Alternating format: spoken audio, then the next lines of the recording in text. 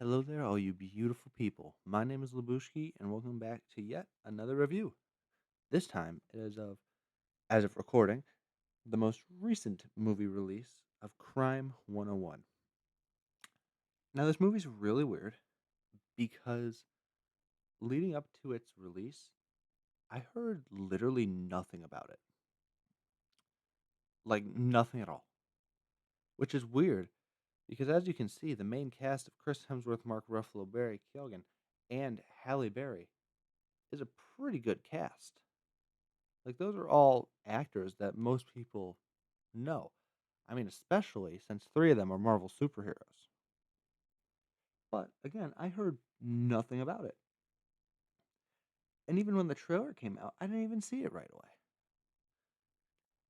And when I did, I was like, this is coming out like soon? What? Like, nothing. I heard nothing about it. So it was very weird because it didn't really seem to have much of an advertising campaign until about a week before it was coming out, and then I started to see more stuff for it being like, "Hey, you should go see this on Valentine's Day." Not necessarily a Valentine's Day weekend movie, but I suppose you gotta get money where you can. Anyways, Crime 101 is a pretty solid movie. So let's go into the pros and cons. And it was really hard to come up with things for this movie because honestly, this movie is just really great. It's not amazing. It's not good. Well, I mean, it's above good. Sorry, let me just clarify that. It's great. So the first pro is that it's significantly above average in the best way. Then that ties in with the second one. It's very similar to Michael Mann's Heat. Similar characters, similar motivation, definitely very similar style. I would even go so far as to say that this feels like it's kind of styled after Michael Mann's movie. And almost to like some degree feels kind of like a sequel to it, just like taking place 30 years later. There's no connection between the two worlds at all. But there's just so much that's similar to it, which is kind of what makes this movie work. Is that it does kind of take the same story beats. And that's not necessarily a bad thing because it made the story itself compelling, intriguing, and interesting. And ultimately entertaining, as I say in the third point. It doesn't really do anything new, but it's just like a really good thriller.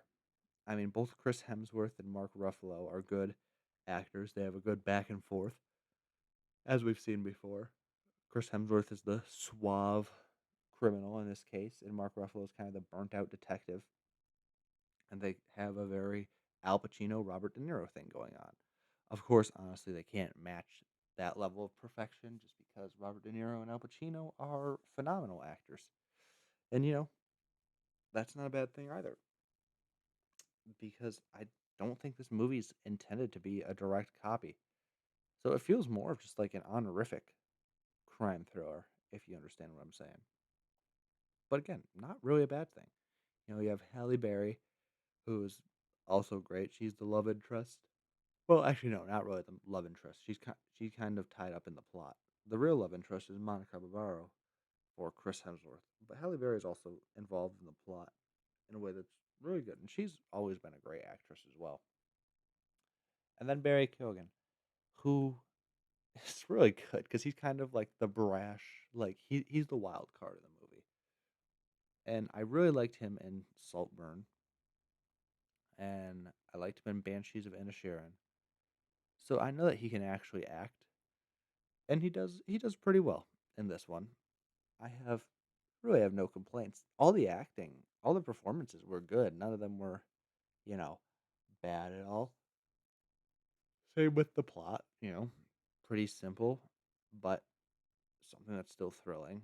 Cinematography and score both work very well for what this movie's trying to accomplish. It's not trying to be anything amazing, but it's just trying to be entertainment. And that's exactly what this is, which is what leads to my last point. Everything is decent, better than most, yet won't rank among the greats. And that's honestly fine. It's not supposed to. Not every movie is going to be a heat level of perfection. Some movies are gonna kind of fall between the cracks. Some movies aren't gonna be as good. But the thing that really matters to me is the fact that this movie is, pretty great. It's not amazing, like I said, but it is still great. It is still entertaining, and it's still something that I think people should go see or at least watch because I gave it my fair dues, and it's got this nice cast of characters who are interesting and feel pretty well developed, kind of have their own little arcs in this bustling modern day Los Angeles. So, yeah, I got no complaints about it, which ultimately leads to, my final consensus. I gave it a B minus, a 75 out of 100. That's 3/4 out of 100, which I think is pretty fair for a great rating. A good rating can kind of be uh, combined with average, which would be about 50. But ultimately, I feel like a 75 out of 100 is pretty fair.